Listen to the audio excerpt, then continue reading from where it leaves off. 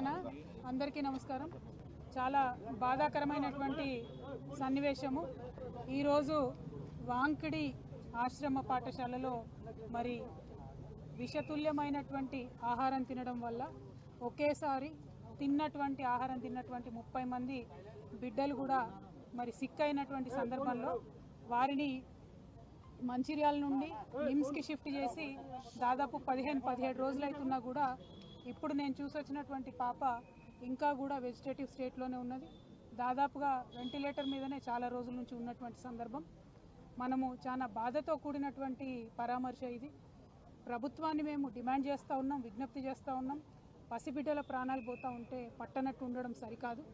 ఈ ప్రభుత్వం వచ్చి 11 నెలలైతే దాదాపుగా నెలకు 3 మంది యావరేజ్గా ఇప్పటికే 42 మంది బిడ్డలు ప్రభుత్వ పాఠశాలల్లో చదువుతున్నటువంటి వాళ్ళు కేవలం ప్రభుత్వం యొక్క నిర్లక్ష్యంతో ఫుడ్ పాయిజనింగ్ వల్ల చనిపోవడం జరిగింది.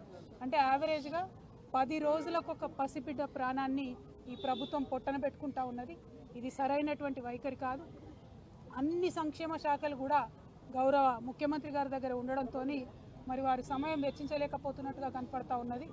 ఒక్క 10 నిమిషాలు మీరు పాఠశాలల్ని పసిబిడ్డల గురించి ఆలోచించి రివ్యూ చేసినట్టయితే ఈ ప్రాణాలన్నీ కూడా కాపాడేటటువంటి పరిస్థితి ఉంటుంది.